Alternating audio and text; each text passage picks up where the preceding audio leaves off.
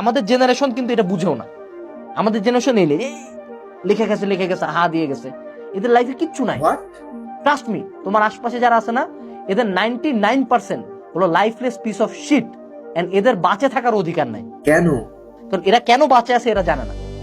And তোমাদের মধ্যে যারা 1% উপরে উঠবা, এরা তাদেরকে নামাই দেবে। আচ্ছা, আপনি কাদের কথা বলছেন? আমি তাদের সাথে কথা বলতেছি যারা প্রতিবাদী, আমি তাদের সাথে কথা বলতেছি যারা উপরে উঠতে চায়। তাহলে আমাদের মাথায় নতুন চিন্তা জেনারেট হচ্ছে না কেন? কারণ এই যে 24 ঘন্টা এই মালটা করলে কিন্তু আমার মাথার মধ্যে অন্য চিন্তা আসবে না।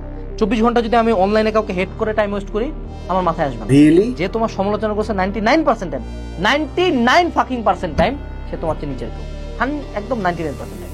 ফাইনালি আমাদের মেন গোলটা কি থাকা উচিত? তো এই ভিডিওর বার্তা একটাই, লাইফের আদার অপশনস মিটায় দাও, তোমার ব্রেনের ফুল পাওয়ারটাকে ট্যাপ করো।